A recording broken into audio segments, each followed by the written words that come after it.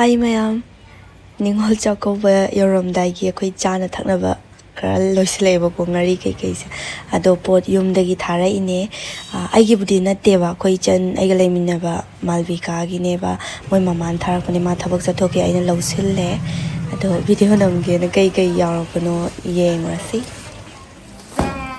adudi kai yawrakke haibadu kai thoga yengase aigi su tharakpane bako aina han tharakpane ba ichandagi ado aigi di post tharakpado yam kuin change yam khongdi kaino handakti yam kuin change isan moina han yore moina blue dark ta tharakpane ba ado yengase mo aigi du su ngasi de expect tawbane bako ado khongde hayeng natra ngasi di soidana laani kai kaino yam yare da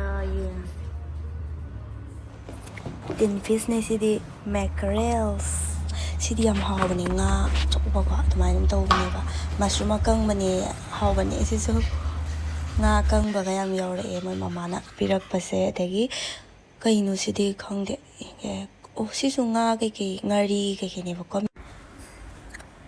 miko leire mimi adagi yame loina ko si mayam se thare e horen ichala kanda muk yengminarake kai kaino phasana adudi khongra ama suru kike akhoi gi support yorani aduda mo video namakke mayam mamle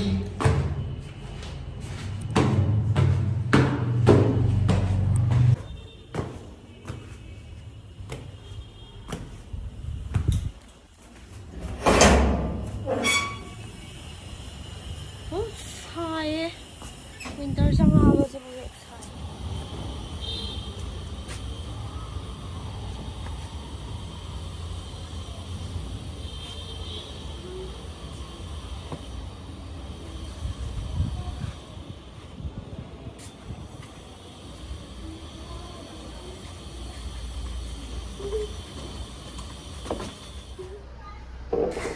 mayam ai pochu yawra e Gurumayum Daina Devi Moirang Kiam yenga se kai yawrak sat no hadu aina budi khara hai ki bane to mama moina su khara hena dum hapak bane ba ko ado pot di khara patlamani loina wow yame ko khangoroi de ni ja ba de amamam ulake miko aigi su miko se piket ama pe chan gi sunga sai moi mama na hapak pane ba ko adegi sina thumyak pi ngau thok pane kupna taraga si su ngari ne ngari si su yame thau da ngau thorak pane ba chan moi gi sunga sai hapak pane ngari se yam sina kangla bujia yaure adegi numilai ani khak yaure mi siti as pisilai khayar chan moi su yame nga sai okay ba to khoi su yame aduka more ge hai kha char ko si sina kai no yenge si se hai crew half ke hai bne do male hai crew mane hai crew se aslo in pat le me ado aphaba khara budi yauri phasana khandok na yararoi yenga ge phasana ko aduga kai no sina o sisina thoiding asuba se loira bane phare hape aduga ne sina kaino o sidi mangan mai packet kaino tawraga thumurok loina ko si hawe be amna sak khasaba si so hape adagi sidi kabo kaino dunida matunga taraga thum packet yon madu dum saninga pa si se pamu ubana loire kaino duneba bori do loina khoi maitai bori do neba yadre loi kok phai karaga le me si sa be aroi lang thokrani pamu bana loi sinna hayachar ngaktane hayachar packet khaji yam debi ko loina suna khaji hapakpa ado yenge ko kupsu su yawba male aduga haimang achar adegi haimang ko takhai daba dumba adegi haining achar mayam yawre duga sina ne nga se hana gi su leiri ba ko adudugi nga se khara khak pi halak pane sina tata ninki do adudune adegi sina agi sapon mai ta na ba ai adegi leibane ba ko adu si se ꯑꯣ ꯁꯤꯁꯦ ꯑꯁ ꯄꯥꯝꯃꯨꯏ ꯌꯥꯝꯅ ꯌꯦꯡꯉꯨꯅꯦ ꯇꯣꯛꯅꯤꯡꯈꯣꯛꯅꯦ ꯍꯥꯏꯕ ꯇꯣꯛꯄꯅꯤꯡꯈꯣꯛ ꯂꯣꯏ ꯄꯠꯂꯦ ꯁꯤꯁꯨ ꯌꯥꯔꯔꯣꯏ ꯑꯗꯨ ꯈꯔ ꯑꯃ ꯑꯅꯤ ꯆꯥꯍꯧꯔꯅꯤ ꯎ ꯃꯣꯔꯣꯛꯀꯁꯦ ꯌꯦꯡꯉꯨꯅꯦ ꯍꯌꯦꯡ ꯆꯥꯛꯀꯧꯕꯒꯤꯅꯦ ꯍꯥꯏꯕ ꯀꯃꯥꯏꯅ ꯇꯧꯗꯣꯏꯅꯣ ꯁꯤꯕꯣ ꯑꯩ ꯆꯥꯛꯄꯅ ꯂꯣꯏꯔꯦ ꯑꯗꯩ ꯂꯣꯏ ꯃꯍꯤ ꯊꯣꯛꯑꯦ ꯍꯥꯏꯕ ꯑꯗꯨꯒꯅꯦ ꯁꯤ ꯌꯦꯡꯉꯨ ꯁꯤꯁꯨ ꯁꯤꯡꯖꯨ ꯇꯧꯅꯕ ꯍꯥꯞꯄꯜꯂꯛꯄꯅꯦꯕꯀꯣ ꯁꯤ ꯂꯐꯨꯊꯔꯣꯁꯦ ꯑꯁ ꯄꯨꯡ ꯄꯠ ꯍꯦꯛ ꯄꯠꯂꯦ ꯌꯥꯔꯔꯣꯏ ꯍꯣꯞ ꯀꯥꯏꯔꯦ ꯃꯨꯁꯤꯟ ꯃꯨꯔꯒ ꯄꯨꯡꯄꯠ ꯄꯠꯂꯒ ꯂꯩꯔꯝꯃꯦ ꯃꯅꯝꯁꯤꯁꯨ ꯁꯤꯁꯤꯅ ꯑꯩꯒꯤ ꯃꯥꯏ ꯇꯩꯕꯒꯤ ꯃꯥꯏ ꯄꯤꯝꯄꯜꯁ ꯃꯌꯥꯝ ꯊꯣꯛꯑꯦꯕ ꯑꯗꯨ ꯑꯩꯈꯣꯏ ꯆꯦꯅ ꯁꯤ ꯇꯩꯔꯒ ꯌꯦꯡꯉꯣ ꯍꯥꯏꯅ ꯊꯥꯔꯛꯄꯅꯦꯕꯀꯣ ꯁꯤꯁꯦ ꯌꯥꯝ ꯐꯩꯌꯦꯅ ꯍꯥꯄꯛꯄꯅꯦ ꯑꯗꯨꯒ ꯁꯤꯁꯤꯅ ꯁꯤ ꯁꯧꯒ꯭ꯔꯤ ꯑꯀꯪꯕ ꯑꯣꯏꯔ ꯃꯥꯜꯂꯦ ꯍꯩꯃ ꯅꯠꯇꯦ ꯁꯤꯁꯨ ꯁꯧꯒ꯭ꯔꯤꯁꯦ ꯀꯩꯅꯣꯅꯦ ꯐ꯭ꯔꯦꯁꯅꯦ ꯌꯥꯔꯔꯣꯏ ꯑꯉꯥꯡꯕꯤꯗꯨꯅꯦꯕ ꯆꯥꯕꯗ ꯑꯝꯇ ꯌꯥꯔꯔꯣꯏ ꯁꯤꯁꯨ ꯃꯍꯤ ꯊꯣꯛꯑꯦ ꯂꯣꯏꯅ ꯌꯥꯗ꯭ꯔꯦ ꯇꯨ ꯑꯁ ꯄꯥꯝꯃꯨꯏꯍꯦ ꯑꯁꯦꯡꯕ ꯌꯥꯔꯔꯣꯏ ꯇꯜꯂꯦꯗ ꯑꯋꯣꯏꯕ ꯀꯪꯂꯥ ꯌꯦꯟ ꯑꯀꯪꯕꯁꯨ ꯍꯥꯞꯄꯛꯑꯦ ꯁꯤꯈꯩꯁꯤꯅꯦꯕ ꯂꯣꯏ ꯃꯥꯡꯉꯦ ꯎ ꯃꯣꯔꯣꯛꯁꯤꯅꯦ ꯑꯩꯅ ꯌꯥꯝ ꯆꯥꯛꯏꯁꯦ ꯀꯃꯥꯏꯅ ꯇꯧꯗꯣꯏꯅꯣ ꯇꯧꯔꯤꯁꯤꯕꯣ ꯄꯠꯂꯒ ꯂꯩꯔꯝꯃꯦ ꯍꯥꯏꯕ ꯂꯣꯏ ꯍꯦꯛ ꯃꯥꯡꯉꯦ ꯇꯧꯔꯤꯁꯦ ꯎꯄꯥꯏ ꯂꯩꯇꯦ ꯑꯗꯣ ꯚꯤꯗꯤꯑꯣ ꯅꯝꯗꯕꯁꯨ ꯌꯥꯎꯔꯦꯕꯀꯣ ꯊꯥꯔꯛꯄꯗ ꯑꯗꯣ ꯃꯌꯥꯝ ꯑꯩꯈꯣꯏ ꯍꯧꯖꯤꯛ ꯑꯥꯏꯑꯦꯟꯑꯦꯗ ꯍꯌꯦꯡ ꯆꯥꯛꯀꯧꯕꯒꯤ ꯉꯥ ꯂꯩꯕ ꯑꯃꯨꯛ ꯆꯠꯇꯣꯏꯅꯦ ꯑꯗꯨ ꯂꯣꯏꯁꯤꯜꯂꯨꯈꯤꯒꯦ ꯊꯦꯡꯉꯅꯦꯕ ꯑꯗꯨꯒ ꯑꯥꯏꯑꯦꯟꯑꯦꯗꯁꯨ ꯑꯃꯨꯛ ꯚꯤꯗꯤꯑꯣ ꯃꯇꯦꯛ ꯃꯇꯦꯛ ꯁꯨꯝ ꯍꯥꯞꯄꯛꯀꯦ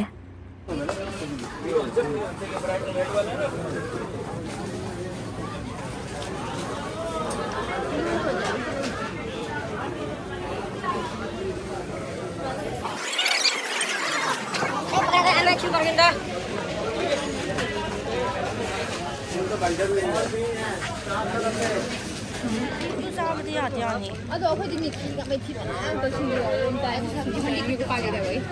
ꯃꯤꯊꯤ ꯃꯅꯥ ꯍꯥꯎꯕ꯭ꯔꯥ ꯇꯦꯡꯅꯋꯥꯟꯕꯤ ꯅꯠꯇꯦ ꯀꯔꯤꯕ ꯍꯋꯥꯏ ꯃꯇꯣꯟꯒꯤ ꯇꯥꯏꯞ ꯇꯧꯕꯅꯤ ꯌꯥꯏꯌꯦ ꯆꯥꯔꯁꯨ ꯑꯗꯨꯝ ꯀꯥꯡꯁꯣꯏ ꯆꯥꯔꯁꯨ ꯑꯩꯈꯣꯏꯗꯤ ꯄꯨꯔꯥ ꯍꯪꯒꯥꯝꯒꯤ ꯇꯥꯏꯞꯇꯀꯣ ꯑꯗꯨꯗꯤ ꯁꯤ ꯀꯌꯥ ꯂꯧꯗꯣꯏꯅꯣ ꯂꯧꯁꯤꯔꯣ ꯀꯤꯝꯕꯥꯞ ꯆꯥꯁꯦ ꯀꯩꯅꯣꯁꯨ ꯌꯥꯎ ꯍꯋꯥꯏ ꯑꯁꯥꯡꯕꯤꯁꯨ ꯌꯥꯎꯔꯤ ꯍꯋꯥꯏ ꯑꯁꯥꯡꯕꯤ ꯁꯤ ꯀꯩꯅꯣ ꯑꯣ ꯑꯩꯗꯤ ꯇꯣꯛꯅꯤꯡꯈꯣꯛ ꯀꯩꯅꯣꯗ ꯇꯣꯛꯅꯤꯡꯈꯣꯛ ꯅꯍꯥꯟꯗꯣ ꯀꯪꯉꯝꯃꯅꯤꯅꯦ ꯁ꯭ꯋꯥꯏ ꯌꯣꯟꯕ꯭ꯔꯥ ꯌꯦꯡꯁꯤ ꯀꯤꯝꯕꯥꯞꯇꯤ ꯀꯩꯀꯩ ꯍꯥꯞꯇꯣꯏꯅꯣ ꯑꯩ ꯀꯥꯎꯔꯦ ꯔꯣꯟ ꯀꯤꯝꯕꯥꯞ ꯍꯌꯦꯡꯗꯤ ꯁꯂꯥꯠ ꯆꯥꯗꯣꯏ ꯅꯠꯇ꯭ꯔꯣ ꯑꯩꯈꯣꯏꯁꯦ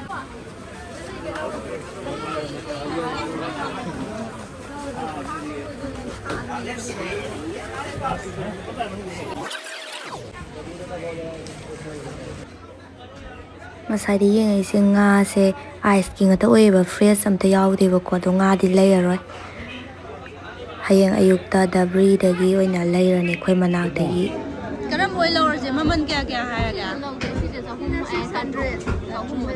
ꯑꯗꯣ ꯃꯀꯨ ꯈꯣꯛꯈ꯭ꯔꯒ ꯁꯤ ꯄꯤꯛꯇꯨꯗꯤ ꯄꯤꯛꯄꯅꯤ ꯑꯩꯈꯣꯏ ꯈꯣꯛꯇꯕꯤꯗ ꯌꯨꯝꯗ ꯇꯧꯔꯁꯤꯔꯥ ꯂꯥꯎꯔꯒ ꯌꯥꯏꯌꯦ आधा किलो में आधा किलो ꯁꯤꯁꯤꯅ ꯑꯩꯈꯣꯏ ꯍꯣꯔꯦꯟ ꯅꯨꯡꯗꯥꯡ ꯆꯥꯅꯕ ꯂꯩꯔꯦ ꯉꯥꯗꯤ ꯍꯌꯦꯡ ꯑꯣꯏꯅ ꯑꯌꯨꯛꯇ ꯆꯥꯛꯀꯧꯕꯒꯤꯗꯣ ꯍꯌꯦꯡ ꯂꯩꯔꯅꯦꯕ ꯃꯣꯔꯅꯤꯡꯗ ꯑꯣꯏꯅ ꯐ꯭ꯔꯦꯁ ꯑꯣꯏꯅ ꯆꯥꯅꯕ ꯍꯥꯏꯅ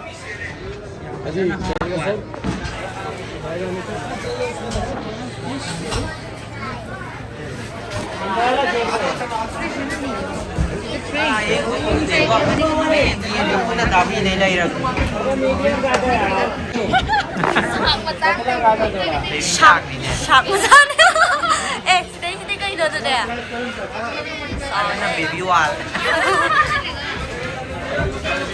ꯁꯤ ꯀꯩꯅꯣ ꯀꯣꯡꯒ꯭ꯔꯦꯡ ꯅꯠꯇ꯭ꯔꯣ नत्ते ꯀꯔꯤ सी बीच ꯇ ꯐꯪꯕ ꯇꯣꯉꯥꯟꯗꯣ ꯐꯩ ꯀꯣꯡꯒ꯭ꯔꯦꯡ ꯐꯩ ꯀꯣꯡꯒ꯭ꯔꯦꯡꯒꯨꯝꯕꯅꯦ ꯇꯥꯏꯞꯇ ꯇꯣꯉꯥꯟ ꯑꯁꯤꯒꯨꯝꯕꯁꯦ ꯂꯩꯕꯅꯦ ꯌꯥꯝ Octopus na ito. Yan ba na?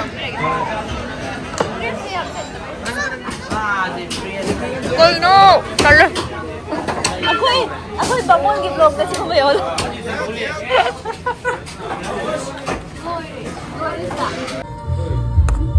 ꯁꯨꯃꯥꯏꯅ ꯉꯧꯔꯦ ꯄ꯭ꯔꯣꯟꯗꯣ ꯑꯁ ꯆꯥꯕ ꯂꯣꯏꯔꯀꯥꯟꯗ ꯂꯣꯏꯔꯝꯗꯥꯏꯗ ꯌꯥꯝꯃꯦꯕꯀꯣ ꯌꯥꯝꯅ ꯑꯗꯣ ꯑꯩꯈꯣꯏ ꯇꯪꯈꯥꯏ ꯆꯜꯂꯀꯥꯟꯗ ꯑꯣꯏꯅ ꯅꯝꯃꯦ ꯚꯤꯗꯤꯑꯣꯁꯦ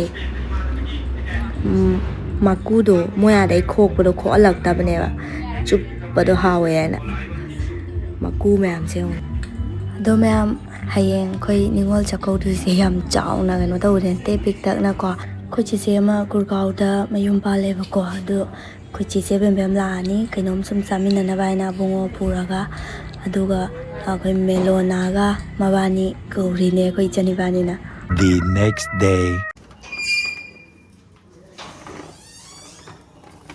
ꯑꯁ ꯍꯧꯖꯤꯛ ꯑꯩꯈꯣꯏ ꯆꯥꯛꯀꯧꯕꯒꯤ ꯀꯥꯏ ꯍꯧꯔꯦ ꯁꯦꯝ ꯁꯥꯕ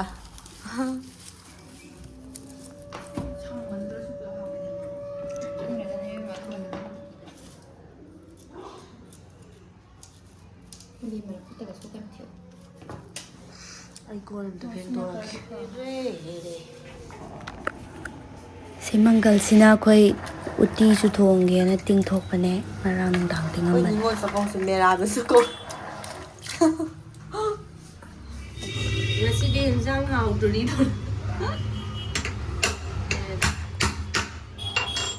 ꯉꯥꯁꯦ ꯐ꯭ꯔꯦꯁꯅꯦꯕꯀꯣ ꯑꯗꯣ ꯁꯨꯃꯥꯏꯅ ꯃꯣꯏꯅ ꯀꯛꯍꯜꯂꯛꯄꯅꯦ ꯑꯩꯈꯣꯏꯅ ꯁꯤꯗ ꯄꯤꯁ ꯄꯤꯁ ꯁꯦꯝꯗꯣꯛꯄ ꯑꯗꯣ ꯁꯨꯃꯥꯏꯅ ꯉꯥ ꯑꯇꯣꯏꯕ ꯊꯣꯡꯕ ꯑꯃ ꯇꯧꯔꯅꯤ ꯑꯗꯨꯒ ꯑꯃꯅ ꯇꯥꯎꯊꯣꯛꯇꯣꯏꯅꯤ ꯁꯤꯅ ꯁꯤꯡꯖꯨꯒꯤ ꯁꯦꯝꯕꯅꯦ ꯃꯪꯒꯟ ꯀꯩꯀꯩꯁꯤꯅ ꯉꯧꯊꯣꯛꯄ ꯍꯦꯞꯄꯤ ꯅꯤꯉꯣꯜ ꯆꯥꯛꯀꯧꯕꯁꯤꯗꯤ ꯂꯣꯏꯔꯦ ꯀꯦꯛ ꯃꯆꯥ ꯑꯃꯁꯨ ꯁꯨꯝ ꯀꯛꯑꯁꯦꯅ ꯔꯦꯗ ꯚꯦꯜꯚꯦꯠꯀꯤ ꯍꯥꯐ ꯀꯦꯖꯤꯗꯪꯅꯦ ꯑꯩꯈꯣꯏ ꯃꯤ ꯌꯥꯝꯗꯕꯅꯤ나 ꯁꯤꯃ ꯂꯧꯔꯦ ꯍꯦꯞꯄꯤ ꯅꯤꯉꯣꯜ ꯆꯥꯛꯀꯧꯕ ꯍꯥꯏꯅꯁꯨ ꯊꯥꯍꯜꯂꯛꯑꯦ ꯍꯥꯎꯗꯣꯏ ꯃꯥꯜꯂꯦ ꯆꯥꯅꯤꯡꯉꯤ ꯀꯦꯛꯁꯦ ꯍꯥꯟꯅ ꯍꯣꯔꯦꯟ ꯀꯛꯑꯅꯤ ꯁꯤꯁꯦ ꯍꯥꯟꯅ ꯆꯥꯛ ꯆꯥꯗ꯭ꯔꯤꯉꯩꯗ Say hi, Domsa. Stand properly. Happy Ningol Chakoba. Say Happy Ningol Chakoba, Angad. Angad, say Happy Ningol Chakoba. Kanino tawag si Budre? Masang masih ko ko eh. Say Happy Ningol Chakoba, hi God. Happy Ningol Chakoba. Say, ha? Say Mickey Happy Ningol Chakoba. Kakalo ko yan.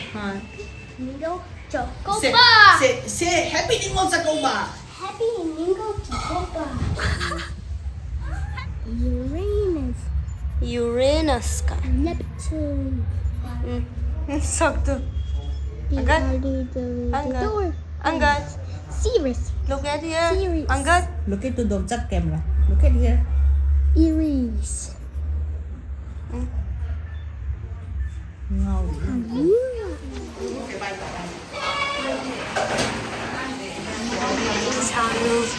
상승 좀 쓰네.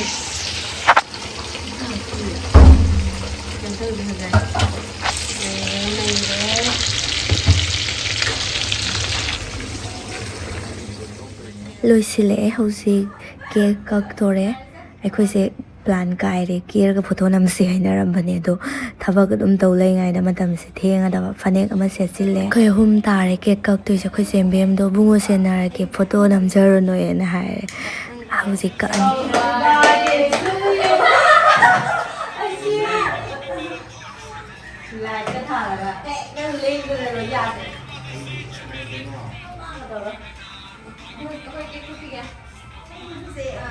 Happy Ningol Chakoba. Happy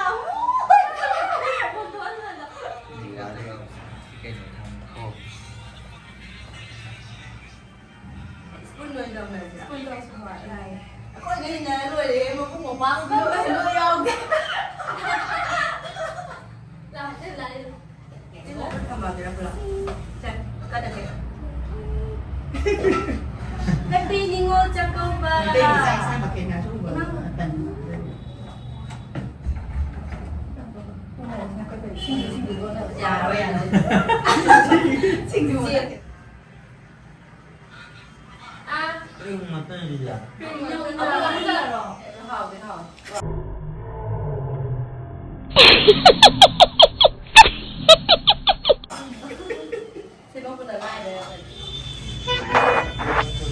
ꯉꯁꯤꯗꯤ ꯌꯦꯟꯁꯥꯡ ꯍꯥꯎꯗꯣꯔꯤ ꯏꯀꯥꯏꯕ ꯌꯥꯎꯗꯣꯔꯤ ꯃꯆꯜ ꯁꯨꯅ ꯀꯩ ꯑꯗꯨꯗꯣ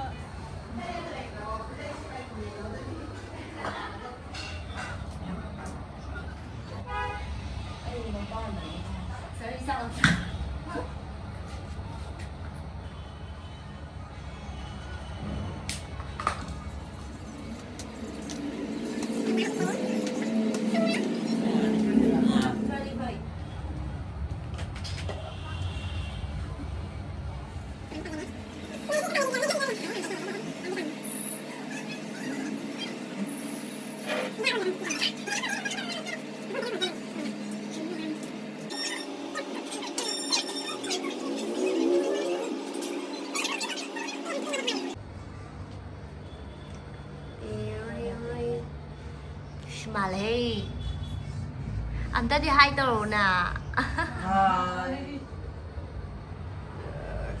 mà tôi video cô tàu bị cay rồi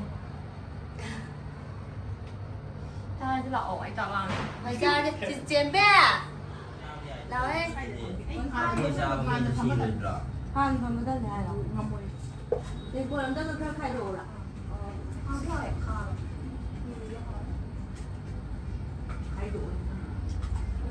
em không hóa ra để tên mới ra Việt Nam nhiều cái đường này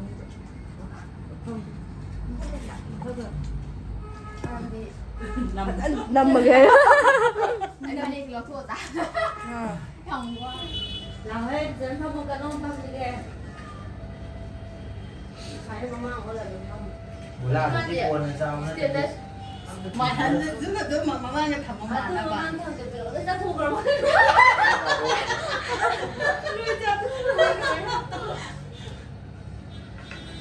ủa rồi gì à đúng chưa không bao giờ thử là cậu Cái này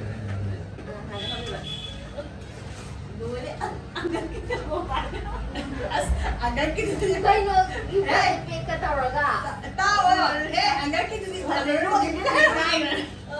Angkat tu ni hana betul orang ni lah. chưa à 이단 기디 나랑 기디 사 Ayah cari kau. Ayah masih. Siapa dah itu? Nah, ada yang lagi sudah jadi. ngoài cuộc cây nó xí hay của tôi là Spike. Nói kiếm dia. No. Don't. You. Come and sit here. Let's go. Sit here. This family celebration, guys. Sit down properly. Don't move. Sit like this. Sit like this. Okay, don't move. Okay. Keep your hand like this. Good boy. ba rồi ra thì ba rồi Camera bên sini yang boleh nulis nak open orang pasal. Get to bedroom. Let's go to bedroom. No, I don't want to come. You go. Say in Hindi. Bedroom hello. Bedroom selalu ada dari. See again. dài Nungaya pada. không thì ngày là thằng bắp phần ở cái thua đó lấy chân đi ba nhiên đấy là 얘나나 배웠던 데 video thuộc ai bên ba thì đang hiểu bài đấy cô Bless to uncle. Come on, bless. Bless to uncle. Sila nungaya na yun, Derida.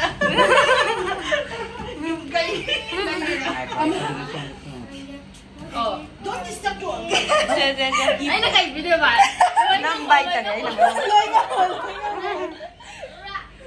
Đâu quay Nào. Quay cái nào nè. một video của Đây nó quỷ ra. Apa masuk pangor ah.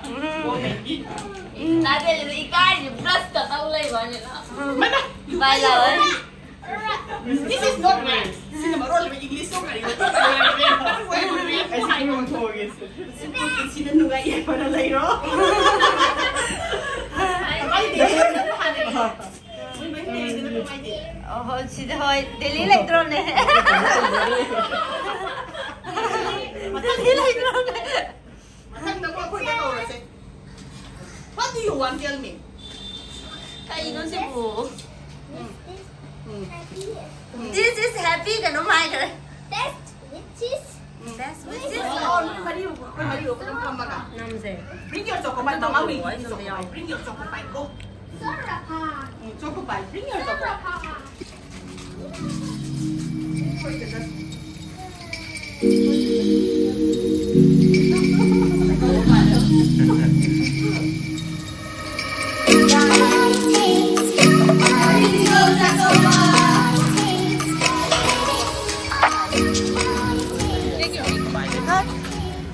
sẽ tục cho bài về có bye bye khó khó rồi bye anh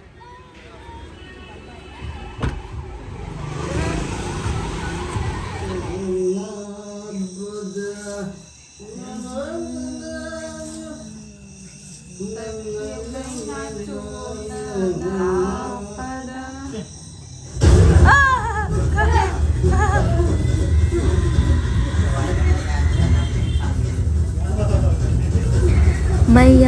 aikoy asum tau dan na chako basu loi le chak me am sa sinar ka film yeng se na thoi cha film se mu yeng bane khu chen bem di sat khre ba ko ado video se chako banu mi ki nam ki ba video ne thagat ba na ngau dre hojik te editing tau re ado loi sil lage mayam happy ningol chako ba